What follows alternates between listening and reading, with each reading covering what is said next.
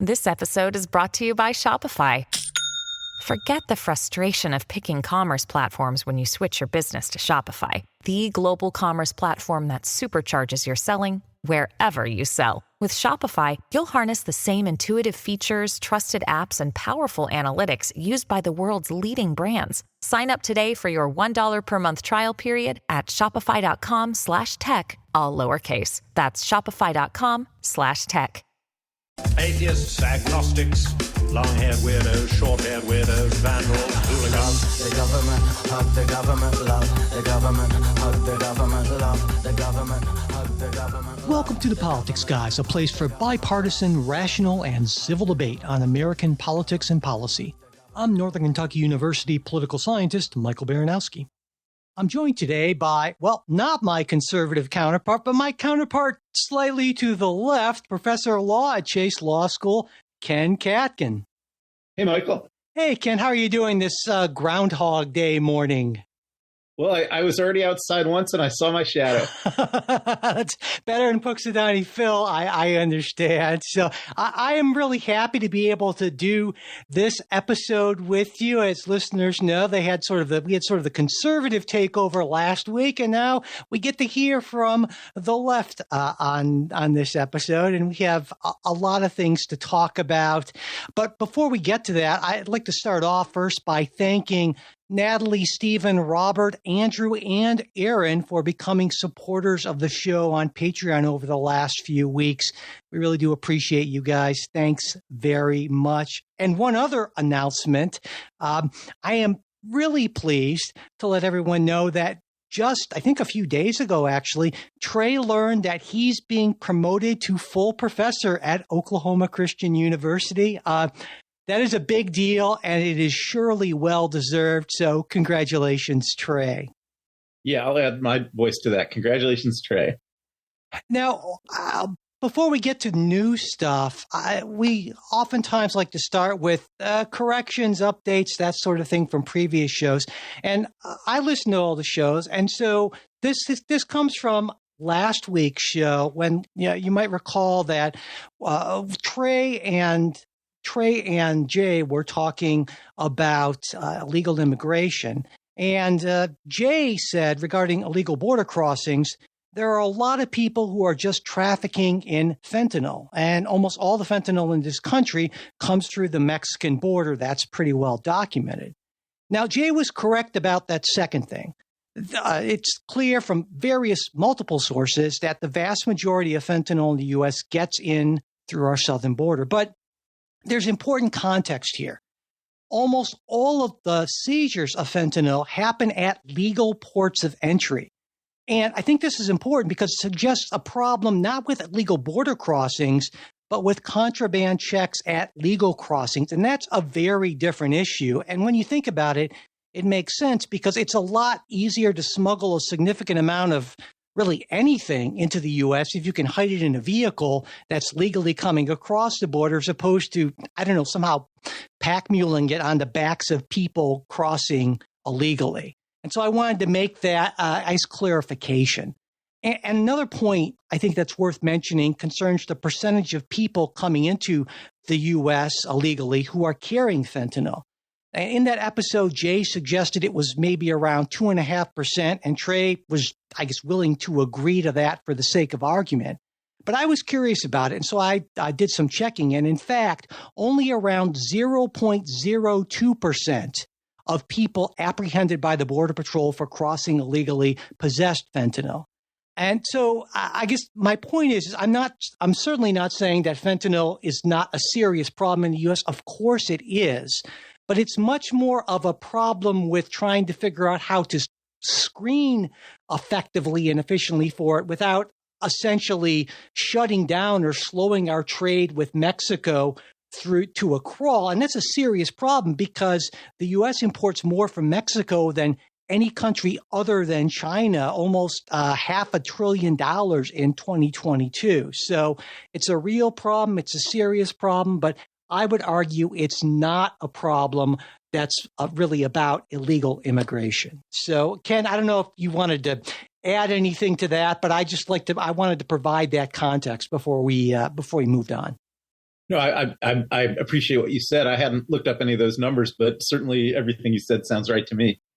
And I guess this is kind of a good segue in a way, because our top story actually focuses on the southern border and immigration. This week, Republicans on the House Homeland Security Committee approved articles of impeachment against Homeland Security Secretary Alejandro Mayorkas. It was an 18-15 party line vote, and now it moves consideration of the articles to the full chamber, and Speaker Mike Johnson has said he will bring that to a vote as soon as possible. It looks like probably next week.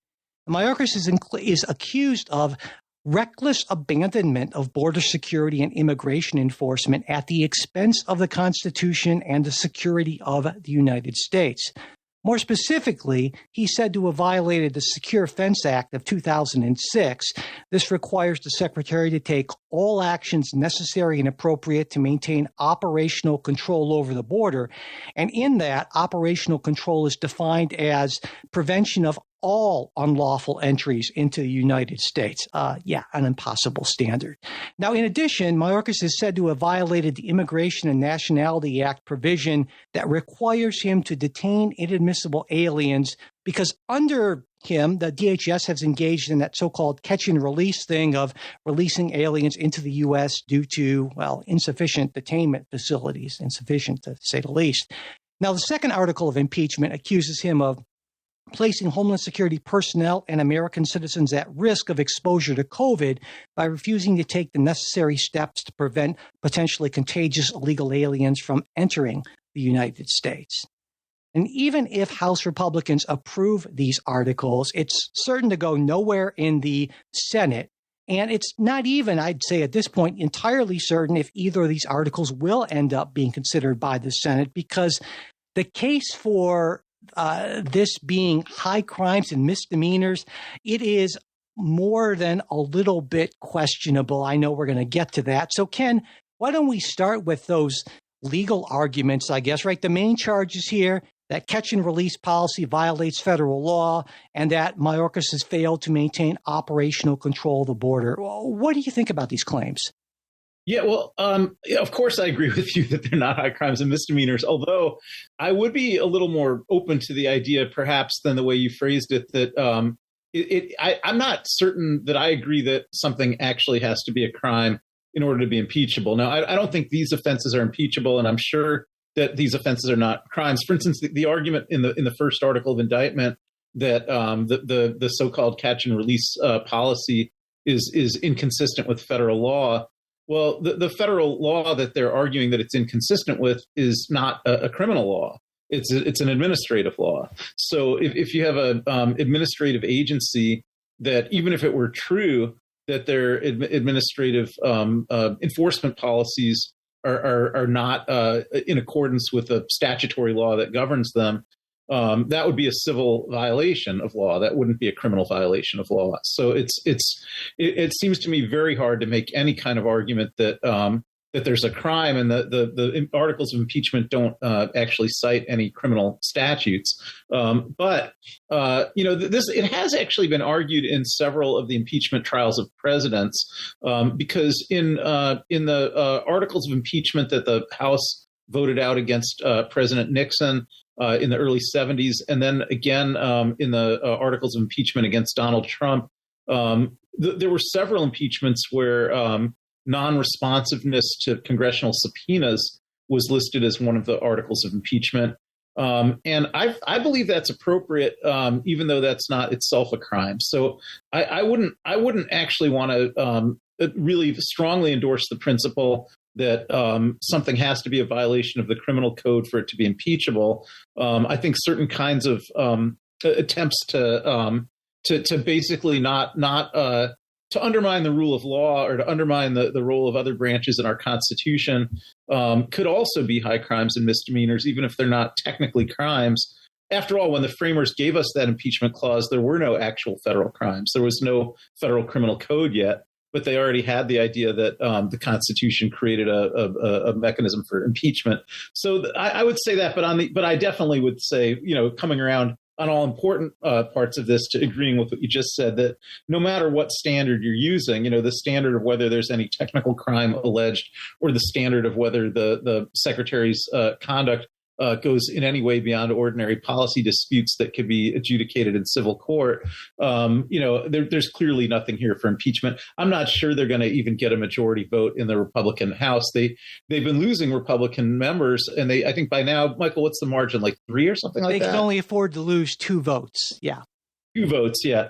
They may not get this. Another, one other legal aspect, I don't know if you want to respond to anything I just said, because I would also talk a little bit procedurally about the way things might go in the Senate. But I don't know if you want me to get into that now, or if you want to respond to any of the things I said about the articles. Yeah, I think before we get to the Senate side of things, another point I would make is that the claims in the articles are, in many cases, are just simply not accurate, as I understand it, as a matter of law. For instance, the secretary does have the authority to grant parole, which is what's been called catch and release. I don't like the term because I find it to be sort of the dog whistle derogatory sort of thing. But that there's no limit that was placed on that by Congress. And you can argue that, well, if Congress doesn't like what the secretary is doing, well, then go ahead and pass some legislation that puts more constraints on it. In fact, that's what the Wall Street Journal's editorial board argued. They said, hey, this is a policy dispute. It's not an impeachable offense. And if Congress wants to do something that changes this situation, well, they should put together and approve a package that does tighten those standards and does limit the discretion of the secretary. But absent that, this is a pointless exercise in political theater. And I certainly agree with that. Yeah, I hadn't even focused on that side of it. But yeah, that there may not even be any violations of administrative law statutes, because I would really say it's almost irrelevant whether there are or aren't, because even if the secretary was not in full compliance with the administrative law statutes, none of those are criminal statutes, and there's no court order against him. So I would say before something could become impeachable, at a minimum, someone would have to bring a lawsuit in a civil court saying that the secretary's policies are not consistent with the civil statutes that he's supposed to enforce. And a court would have to enter an order against him, and he would have to violate a court order. And I think if it got to that point, I think it could be impeachable. But, even if there was a violation of a civil regulatory statute, I can't see how that could possibly be an impeachable offense before it's adjudicated, because there's no allegation of crime and there's no allegation of violating a court order. Now, one thing that some people might point to is that, well, if you look at the Secure Fence Act, they do say that operational control of the border means prevention of all unlawful entries into the United States. And one could argue, well, as written, that has not been the case. The secretary has failed to maintain operational control. But to me, that's essentially pointless, because no secretary has ever maintained operational control if you define it that way. And I wanted to get your take on that. Yeah, I mean, actually, there's a Supreme Court case about that very issue, which does hold just what you said. So it's this case called Castle Rock versus Gonzalez. It's probably a case that's not well known to people who don't follow administrative law, but the issue in Castle Rock versus Gonzalez, which is a 21st century, early 21st century case, so not a very old case. So Colorado had actually passed a statute that said if a domestic violence victim gets a civil restraining order against the perpetrator in a civil court, that restraining order is a form of a property right.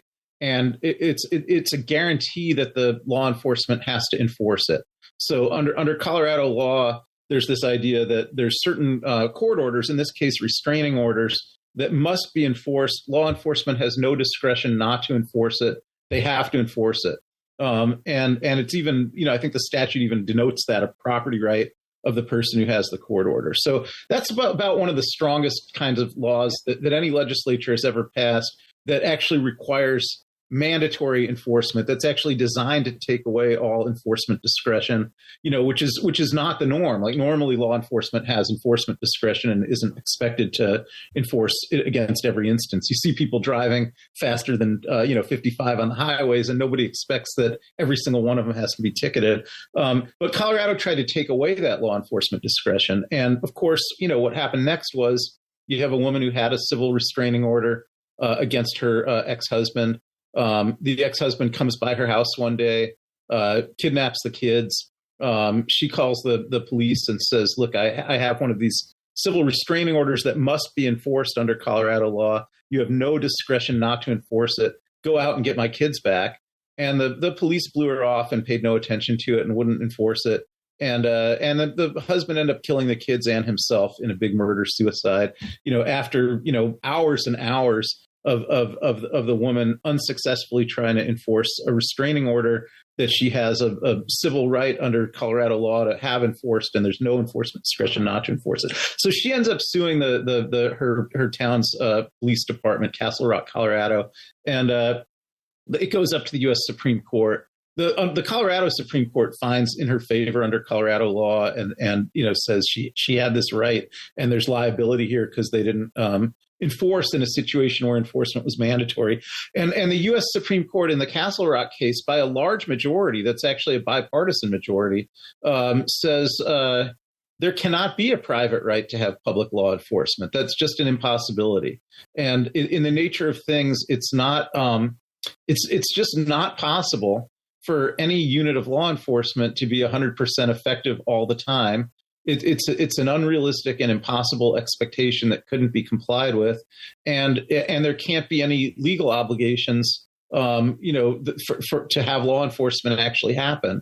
And I think that holding really squarely covers the situation that you're talking about. That the statutes that the secretary enforces, they don't even give anybody a private right to have him enforce the way this statute in Colorado did. So the enforcement obligation isn't even as strong as the enforcement obligation that was imposed on police officers by Colorado law in the Castle Rock case.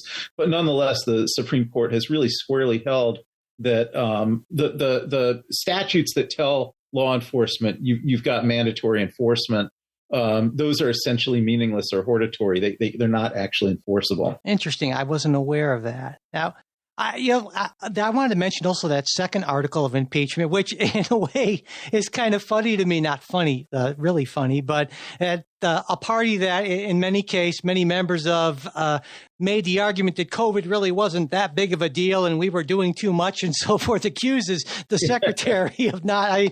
To me, I think everyone understands this to be a political thing and that it's going to go nowhere. But you had some thoughts about what might happen if Johnson can keep the Republicans together, at least on one of these articles of impeachment, and it gets to the Senate. So I wanted to hear your thoughts on that. Yeah, well, I think the Senate has more procedural options than people might realize. Now, it might be that Schumer and the Dems just decide to hold the impeachment trial because they think it'll, actually make the Republicans look worse. When Bill Clinton was impeached in '98, that probably helped the trial itself probably helped the Democrats more than it helped the Republicans. And so from a political standpoint, maybe Schumer would reach that same judgment and just have the trial. It's an absolute certainty that that Mayorkas would be acquitted, as was there's only one other cabinet secretary in history ever impeached. It was Secretary of Defense William Belknap in 1876, and he was also acquitted. And every president that's been impeached has been acquitted.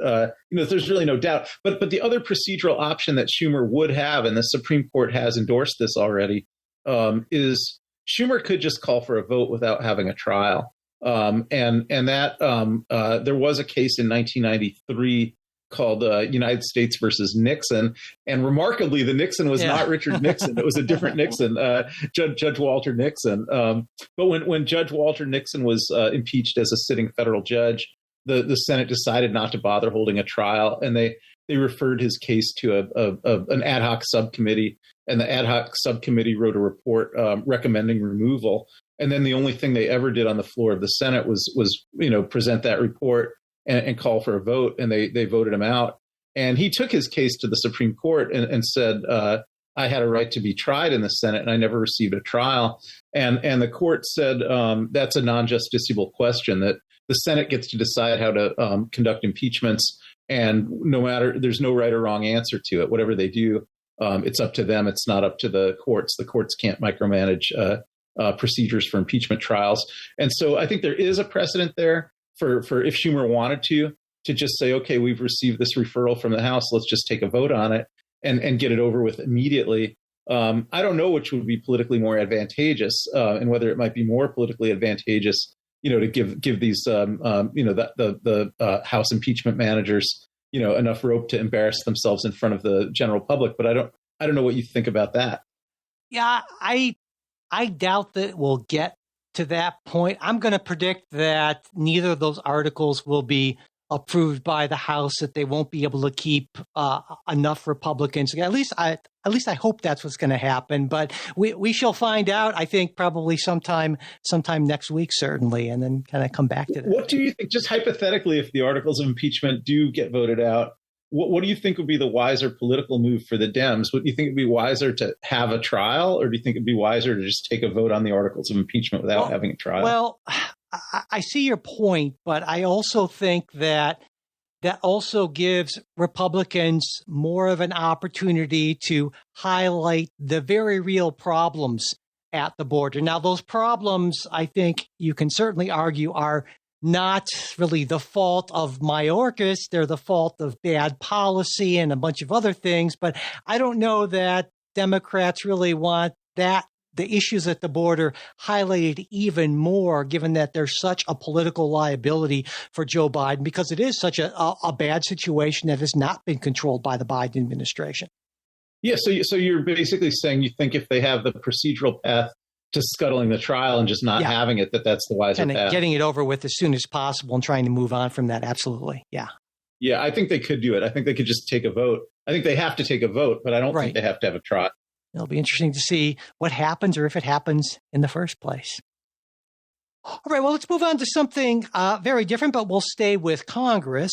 This week, the CEOs of Meta, TikTok, X, Discord, and Snap all testified before the Senate Judiciary Committee in their Big Tech and the Online Child Exploitation Crisis hearings.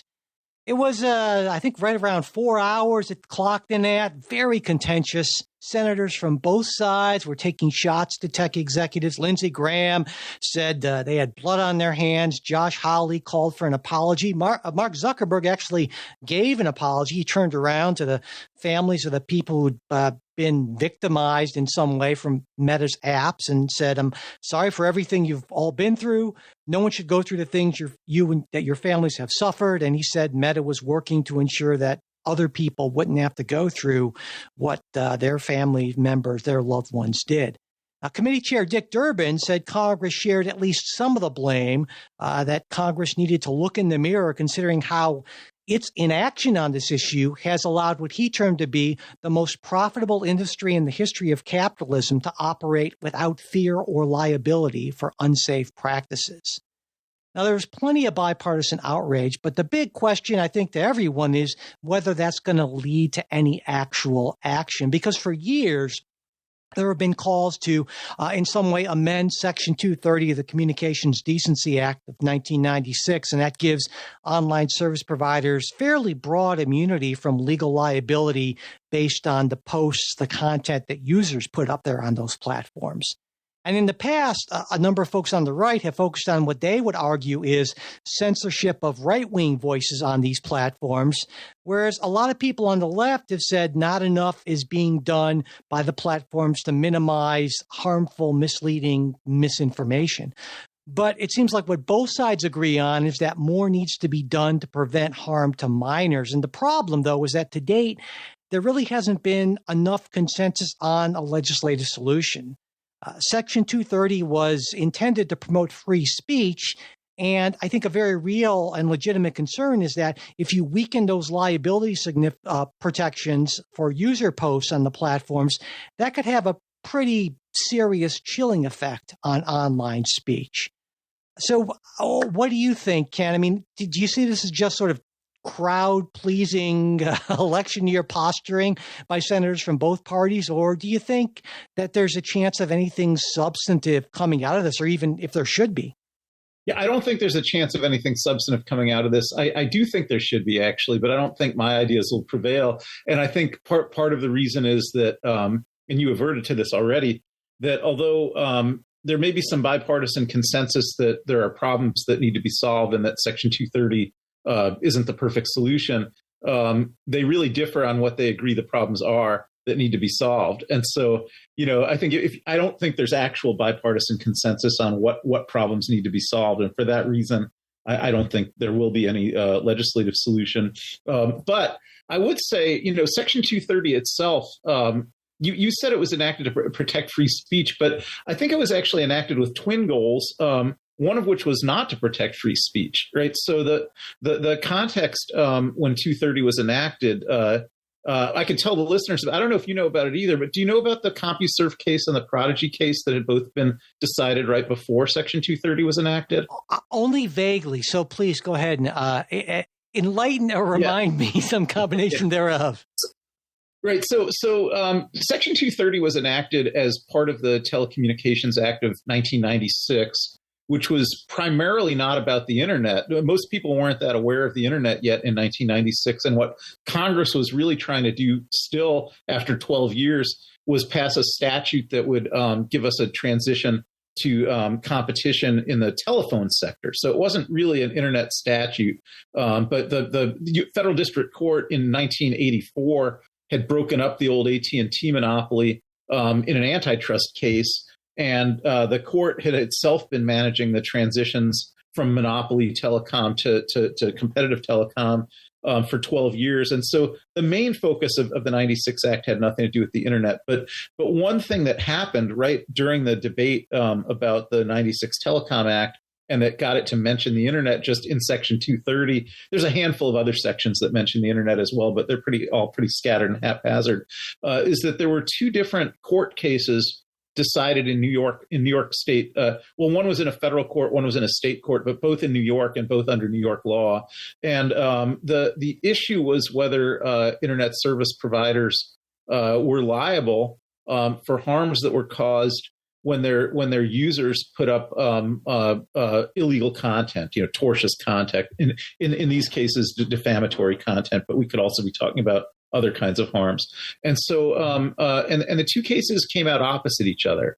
So there was a felt need for a legislative fix. And so what happened was, Mike, you're as old enough. Do you remember CompuServe and Prodigy? Do you remember those two services? Oh, I do recall in the very early days. Yeah. Now you're giving me flashbacks to a slow modem kind of all that noise. Right. We're in the days of dial-up modems. There's no broadband yet. Yeah. And back in the days of dial-up modems, kind of paradoxically, consumers were, maybe the speed of the throughput wasn't nearly as good as today, but the consumer choice was much greater than today. And if you wanted to get on the internet, typically you'd be in a situation where your phone company, you'd probably have a monopoly, AT&T or one of the regional bells that provided a dial tone to your house that you used to make all your calls, but you could use that dial tone to dial up to an internet service provider, and you could choose whatever internet service provider you wanted and dial them up at their phone number and stick your phone into a modem and get on the internet that way. So the different internet service providers that were competing for people's business had kind of different marketing plans or business models. And CompuServe was kind of a low cost, no frills type provider. Like if you wanted to, pay a lower rate and you knew what you were doing yourself and didn't need a lot of hand holding, you could use CompuServe. Prodigy was a more full service provider that was marketing itself as very family friendly, and Prodigy was actually charging more per month than CompuServe, but telling consumers, we know there's a lot of dangerous garbage out there on the internet, and we have monitors who monitor stuff, and we've installed Net Nanny software, and you can, if you use our service, you can be guaranteed that you're not going to get an eye full of material that you don't want to see, while you're using our service to get on the internet. And so you had these two services with these two different marketing plans. And, eventually, users I think in both cases, it was in financial chat boards. Both services had episodes where libelous content was aired, and it inflicted harm on businesses. And there were lawsuits for defamation that followed. And in both cases, not only did the speakers get sued for defamation, but those two internet service providers both were pled into the suits as co-defendants. And the way the cases came down, CompuServe was found not to be liable for any of the defamatory content because they never said that they would monitor any content, whereas Prodigy was found to be liable for the defamatory content because they had both marketed themselves as a service that would monitor content and also, did in fact monitor content, but just failed in this one case to catch this bad content. And so they were found to have had a higher duty to actually carry through on their promises successfully, which they failed at. Whereas CompuServe, which never made the promises, was off the hook. Now, after those two cases came down that way and reflected an even older legal distinction that goes back to just when there were books and magazines, of the distinction between publishers' liability and distributors' liability, that publishers are basically liable for the content of anything that they publish, whereas distributors like bookstores that sell books are not liable for the content of everything that's on their shelves, but they do become liable for it if they're put on actual notice that there's defamatory or unlawful content on their shelves. That was an old legal rule, and that gets applied here. But in these early internet days, there was a backlash against those cases, and the basic lobbying effort that came out of Silicon Valley that contributed to Section 230 getting enacted, because this was a successful lobbying effort, was the Silicon Valley lobbyists say, well, look, with these two inconsistent court decisions that just came down, basically what any internet service provider would have to take from that is you better never promise anyone that you're going to monitor any content, and you better never try to monitor any content, because you're creating an impossible standard of liability for yourself. And if that's the way every internet service provider is going to have to respond to these two cases, then the internet's going to become a cesspool because nobody's going to try to monitor anything. And so we need a law that not only protects free speech on the internet, but that also protects internet service providers who imperfectly engage in censorship efforts, right? That if they try to actually do what Prodigy did to take down bad content, but that they're just not perfect at it, and so some bad content slips through.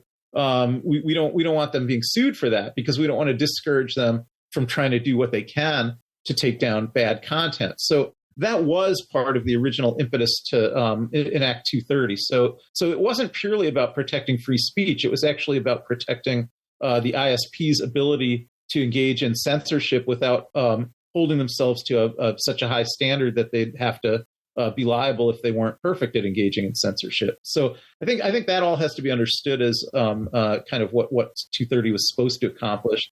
And did you want to respond to that? No, I said that's a good point. Kind of encased in some interesting early internet legal history. So I really appreciated that. Yeah. Yeah, and I was just going to continue to me there's wisdom in that, and I think that therefore, I basically like the way Section 230 does work, but I think that that it would it seems to me that maybe one improvement on it that I would see as an improvement, not that I think this will get enacted, but I referred back to that older idea of publishers' liability and distributors' liability. So if you think back to the world of books, let's say that a publisher actually publishes a book that's defamatory. Well, that publisher has a duty to know that. They shouldn't publish a book that's defamatory. They're supposed to read the book. They're supposed to figure out whether it's defamatory. And so they would be equally as liable as the author if a defamation lawsuit is brought. But under the older version of distributors' liability, the pre-Section 230 version, a bookstore could carry any book and not have to read them all and figure out which ones are defamatory. But if somebody walked into that bookstore and said, look, you've got this book on your shelf and it is defamatory, and I'm going to document that, and I want you to take it off your shelf.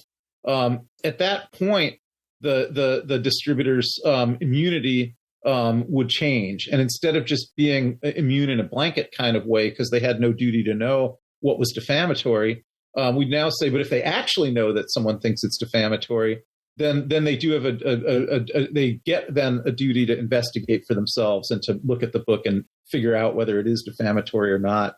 And then they could be liable if they continue to stock it even after they've been put on notice that it's a defamatory book. And I think an innovation like that, or just a tinkering with 230 like that, I think would be a good thing. I think it would be good to keep the ISPs with all their general immunity that they have. But I think, the kind of takedown notice regime that already works, it's already been implemented under the Digital Millennium Copyright Act for copyright violations. I think it would be okay to have a similar regime for other kinds of unlawful content other than copyright violations, so long as the ISP is put on actual notice and with a credible claim that where the claimant documents why why they believe the content is illegal. I think it wouldn't be bad to actually make the ISPs think a little bit about whether they want to continue to host that kind of material or not.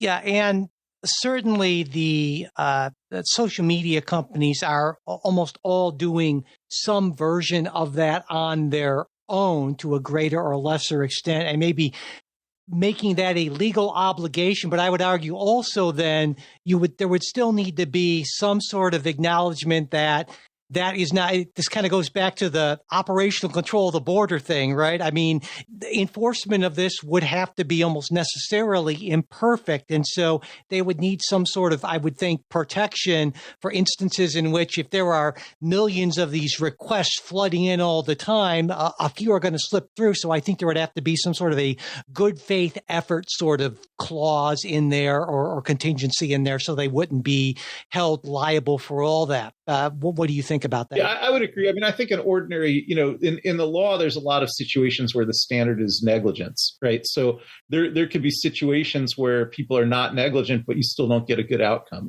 Think of something like medical malpractice, right? That doctors sometimes don't do anything wrong and they still have a bad outcome, and they're not liable for that, right? The plaintiff is going to have to show that the bad outcome happened because the doctor didn't adhere to the ordinary standard of care. And I think that's really what you're talking about here. I would agree with it that there should have to be a showing that not only did an ISP fail to take down unlawful content in the face of a takedown notice, but also that failure was because of some negligent conduct that they committed. That it wasn't just one of those things where nobody can be perfect. Yeah, and there are a number of pieces of legislation that have been proposed, not just things that might amend 230, but one of the big ones, in fact, it was mentioned repeatedly in the hearings, was the Kids Online Safety Act. And in fact, the CEOs of Snap and X said that they supported COSA, as it's called. And this would do a number of things. It would restrict the app's access to personal data for minors.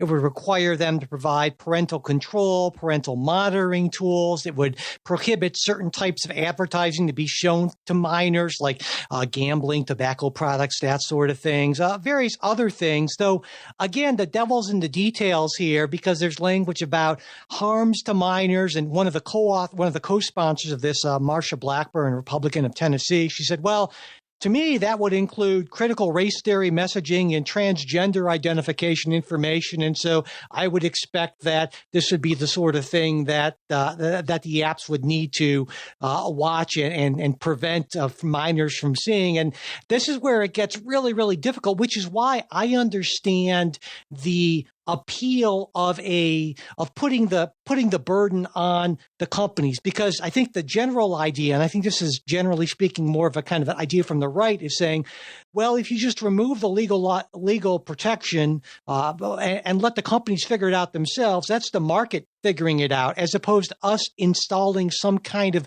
large and complex and loophole-ridden regulatory scheme. But I think both of these types of solutions have some real problems. And I would argue that none of them get to what I feel to be a big source of the problems with these apps, things like online bullying and that advertising and other stuff doesn't get to the sort of thing that happens online in these apps that make lives of millions of kids, I would argue, demonstrably poorer than they were before these apps existed. And I don't think there's a good answer to any of that. Yeah, I'm with you there. I mean, I'm so glad that I got to grow up before there was an internet. Yeah. I think the internet has been, incredibly destructive to young people, but exactly more in the ways that you're talking about. Not because there's, content on there about homosexuality or stuff like that, but because every kid has to live in a fishbowl where they're all looking at each other all the time and being mean to each other. And I can't think of anything more horrific than that, really. And that's the world that kids today are living in. But I don't know that there's any legislative fix for that. I think really the most the law is going to be able to do is try to come up with ways that certain narrow categories of speech, such as defamation or other kinds of intentionally false statements that frauds, different kinds of things that cause harms due to falsity, that have been recognized as outside the protection of the First Amendment, that there's more accountability for people who promulgate that. But once you're getting into these areas of speech like bullying, which by and large would probably fall within the protection of the First Amendment anyhow, then there's going to be a lot less that legislatures are really going to be able to effectively do about that. All right, well, let's move on to something different. Late last week, the state of Alabama performed the first nitrogen gas execution in the United States. They put to death convicted murderer Kenneth Smith. And this is the first new execution method in the U.S. since the introduction of lethal injection, which was over 40 years ago now. And the whole process took around 22 minutes. And toward the end, Smith appeared to kind of writhe and pull against his restraints on the gurney for a few minutes in the end. And in his final statement before the gas was administered, Smith said, "Tonight, Alabama causes humanity to take a step backwards." Now, Alabama attempted to execute Smith once before in 2022, but that lethal injection method was called off because they couldn't find a suitable vein for an IV line.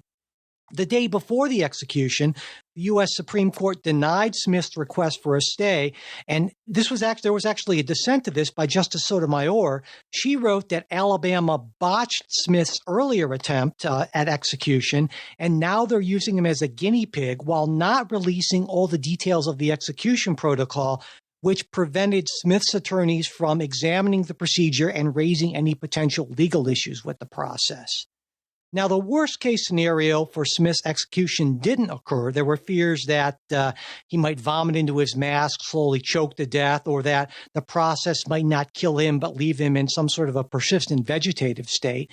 And also, I should point out that Oklahoma and Mississippi have already adopted this procedure, and Nebraska, Louisiana, and Ohio are considering it now.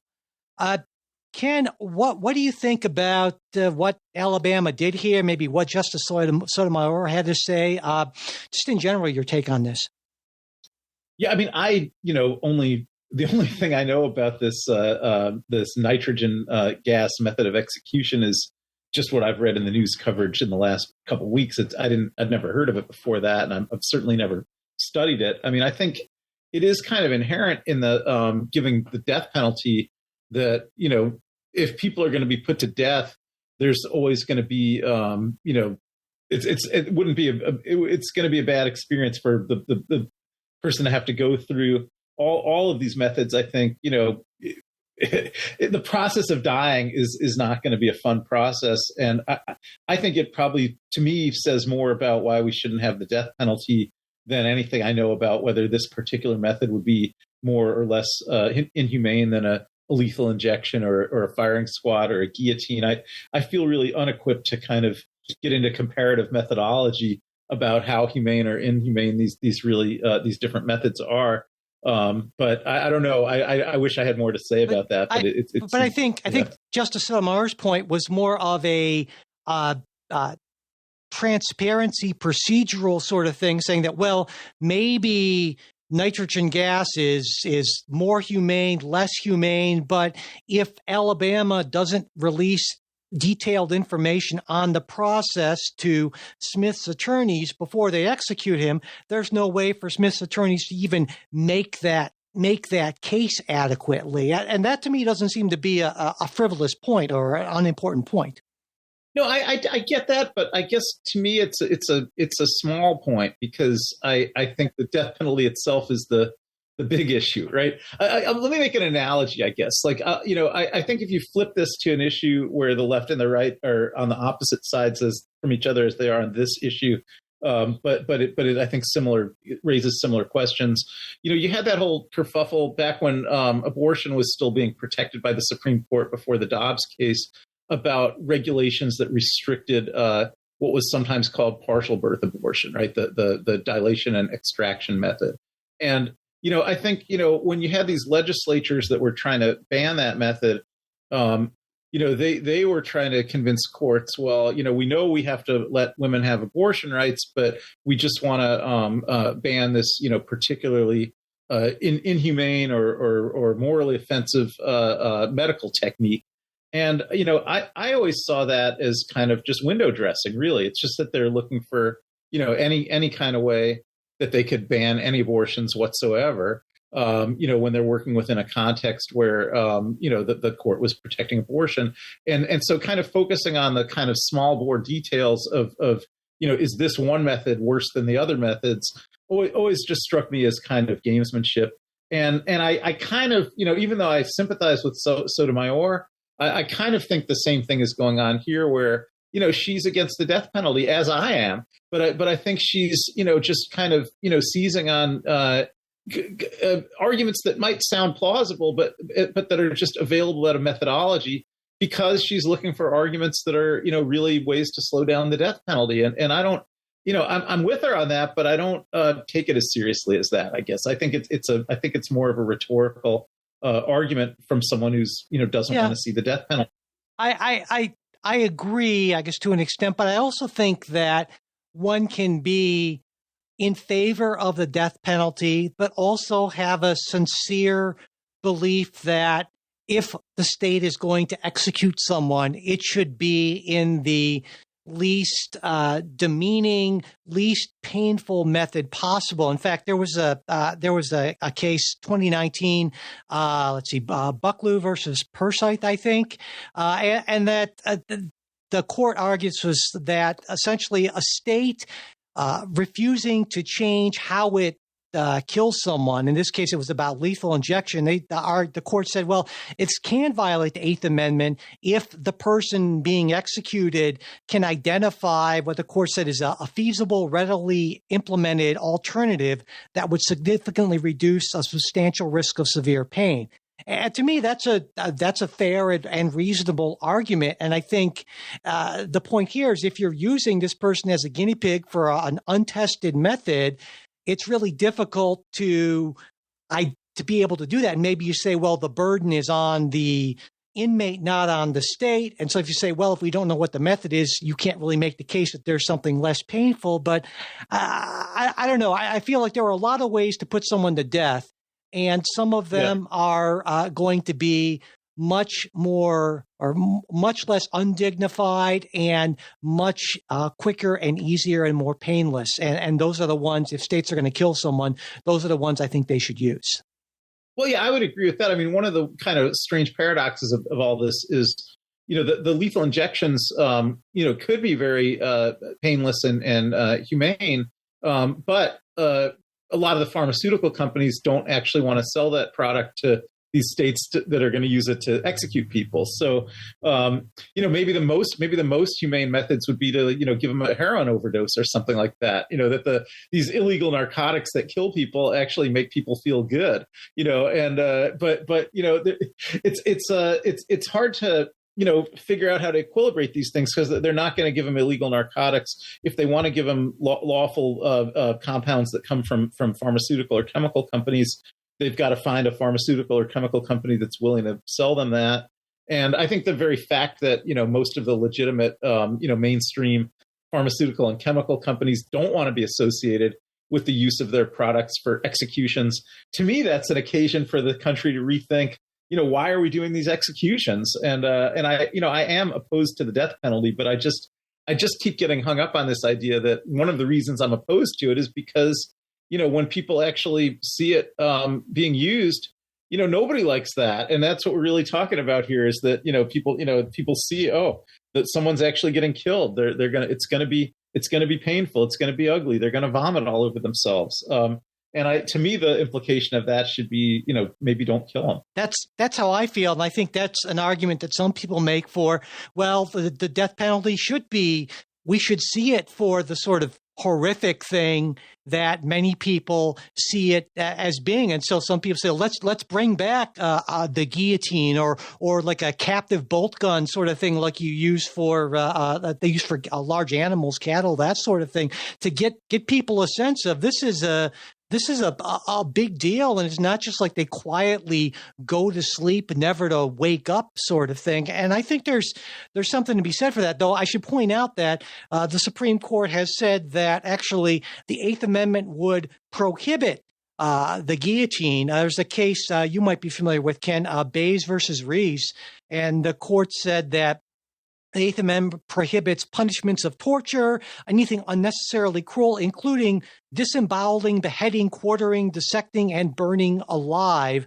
Although I would argue that beheading is very different because that's probably one of the quickest and least painful ways to kill someone, but it looks awful and it shows, I think, the horribleness of killing someone. And for that reason, I think that's the sort of, if there's going to be a death penalty, I want to see something like that so people understand what's really going on. So that's kind of my take. But I'm very much an anti-death penalty person, even if not from an ethical standpoint, from a sort of procedural standpoint, given that there have been plenty of people who have been on death row, and things like the Innocence Project have found out that, they actually didn't do it. Well, you can't come back from killing someone.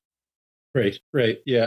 It's interesting what you said about the guillotine, that it kind of, it sort of externalizes the pain from the person who's receiving the death penalty to the audiences who have to look at it, and that might be a good thing. Yeah, I mean, I certainly think so, but I don't think the death. I don't think the death penalty is going anywhere. I mean, there are currently 27 states that have a death penalty. I should point out, though, in 6 of those states, the governor has put a moratorium on execution. And certainly there's been, in some of the states that do perform executions, there's been an attempt to try to find a way to get around the many problems with lethal injection protocols. And this is obviously one of them. And like I said, in our state, now Ohio's looking into this nitrogen gas method. So there we go.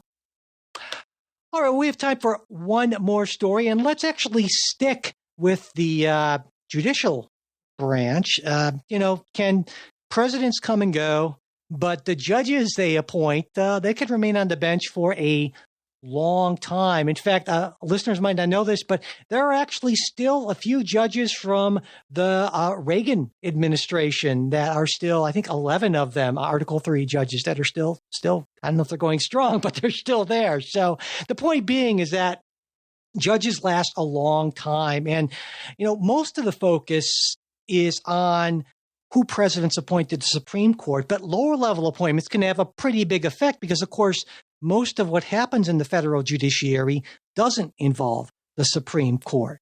And during the Trump presidency, Mitch McConnell made a point of pushing through as many judges as quickly as he could. And he did a pretty good job of it. 174 district court judges, 54 at the appellate level, and of course, those 3 Supreme Court appointments.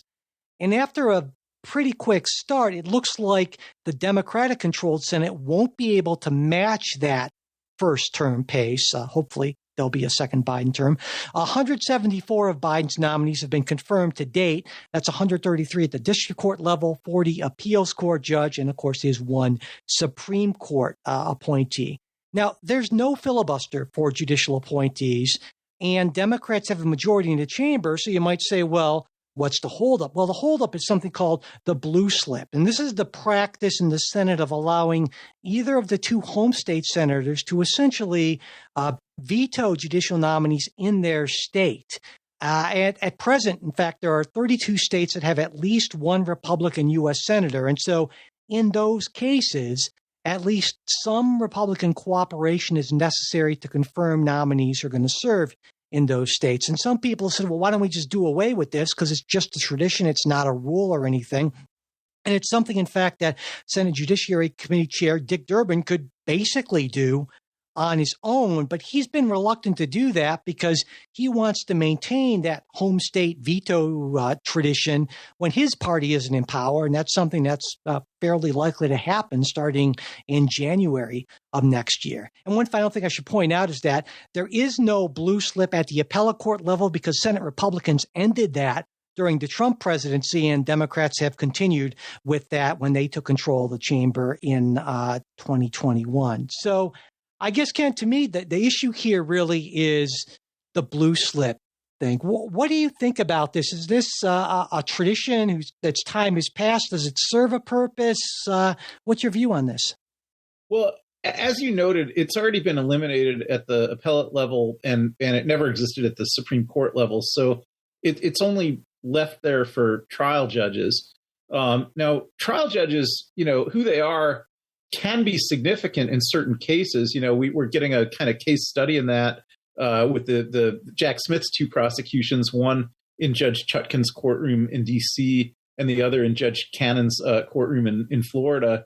And how differently those two judges are managing those cases, I think really shows, the significance of this. But it's also true on the other side that what trial judges don't have a role in doing is shaping the law, right? They have a role in managing cases, but they don't have a role in shaping the law because under the system of precedent that works in the judiciary, only appellate courts can make precedent. Trial judges can never make precedent.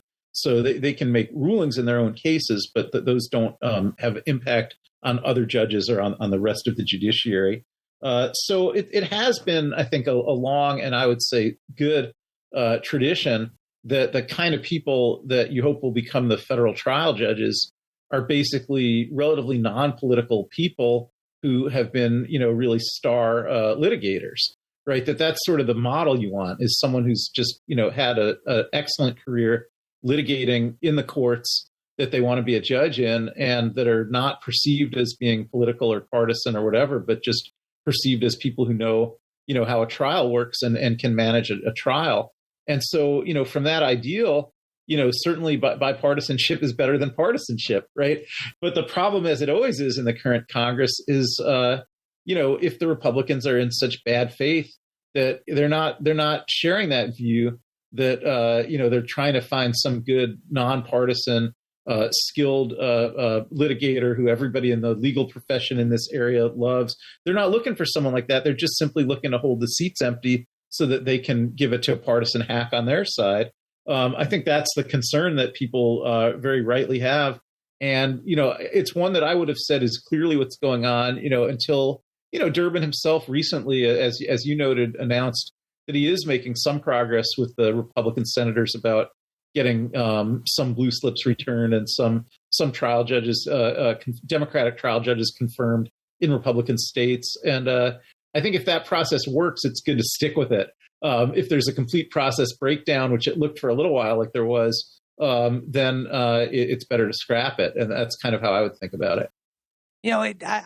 I largely agree. I pretty much entirely agree with that. And, in thinking about this, I did a lot of digging into Article 3 judicial appointments by president. And what really struck me, and I knew this, but it really struck me looking at the numbers, is how much of it involves being president at the right time. I mean, Barack Obama, president for 8 years, he only had 49 appellate court appointees. And, Donald Trump in 4 years had 54. And it's such a strange thing. I mean, we think about that most in terms of the Supreme Court, but I would argue that it's pretty important at the appellate court level as well, given how light the Supreme Court's workload is. And most everything, if it's going to be appealed, it kind of ends at that level. And so having, like I would say, for instance, I'm glad almost on a weekly basis that the DC circuit is majority Democrat president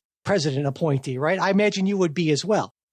Yeah, and well, with Obama also, you got to remember though that he didn't play hardball as much as he probably should have, because the you still did have a filibuster rule then. Yeah, that's true. Right. So, yep. the Republicans, even when they didn't have the majority in the Senate, and during the Obama years, Obama started actually with a filibuster-proof majority, 60-40, which he wasn't easily able to use because people forget this, but there was a litigation about whether Al Franken got elected in Minnesota, and so Franken didn't get to take his seat until almost a year after the term began.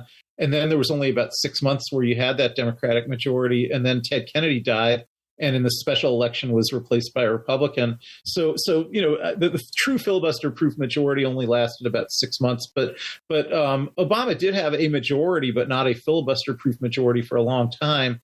And he let the Republicans filibuster his judicial nominees, and he didn't break that filibuster rule, even though that's really my kind of prime example of what extreme bad faith the Republicans were in, because they didn't have. It wasn't like they were saying, well, we don't like this nominee, but if you give us a different nominee that we like, then we would give them a hearing. It was just they were basically not giving hearings to Democrats because they wanted to hold those seats open in their hope that they would eventually have a Republican president who could fill them. And I think, in that kind of situation, it's not a surprise that Obama couldn't get a lot of people confirmed. But he really was, facing a situation where the weaponization of the filibuster was fairly novel, and yet the filibuster rule had not been broken yet. And I think that's instructive for later Democratic presidents, because they can see that when these systems are being abused, they do need to change the rules, and Obama eventually was able to do that. Yeah, I think that's a really good point about having to quickly adapt to new strategies, and that's an era where Barack Obama and Senate Democrats, I think, moved more slowly than they should have to their and our detriment, I would argue, for decades to come. Yeah, and with D.C., of course, that was never subject to the blue slip rule because there's no senators from D.C. So that's why he was able to, the Dems have generally been able to have an easier time getting people on the D.C. circuit than on the circuit courts in a lot of states. And I guess I should point out, I just sort of assumed, and I'm sure a lot of our listeners know this, but the D.C. circuit has a kind of a special importance in a lot of ways. And Ken, you'd probably be better positioned to explain why that is the case. Yeah, well, most of the administrative agencies of the government not only are located in D.C., but the statutes that provide for appellate review of their decisions allow those decisions to be appealed in D.C. In some cases, they only allow the decisions to be appealed in D.C. In other cases, it could be the plaintiff's election. But if more than one plaintiff appeals the same administrative ruling, then it would often be the case that those cases would get assigned to D.C. Like if you've got an administrative agency that makes a rule, and then different plaintiffs file suit to block the rule in D.C., but also in Cincinnati and in New Orleans and wherever, they might consolidate it in D.C. So it ends up being that a whole lot of the cases that are brought against the agencies of the United States government get decided in the D.C. circuit. And so that gives it a really outsized significance when we have these controversies, like we were just talking about controversies at the border. Border controversies possibly could be brought in the Fifth Circuit in Texas because that's where the action is taking place. But they can also be brought in the D.C. circuit because the Homeland Security Department is in D.C. And so that, I think, is what gives a special significance to the D.C. circuit. It certainly is the second most important court other than the U.S. Supreme Court. All right. Well, on that note, it looks like we are kind of at that point. And so I just want to thank everyone for listening. If you're not already a supporter, I hope you'll consider becoming one. It helps us keep the show going. And of course, as a supporter, you get ad-free versions of everything we put out. You get that full-length midweek episode instead of just the preview. Access to our Politics Guys Discord group, which, by the way, in the last few weeks has just been, wow, all kinds of fun stuff going on there. Really interesting stuff. And you'll even have the opportunity to listen in and comment as we record the show. You can support us on Patreon, and there's a free trial there. And hey, if a monthly contribution too much of a commitment, or maybe you're just not crazy about Patreon, we have PayPal and Venmo support options too. You'll find all those links in our show notes and at politicsguys.com/support. And if you'd like to get our full-length midweek show, but you're not in a position to financially support us right now, just send me an email. I'm mike@politicsguys.com, and I will get that set up for you.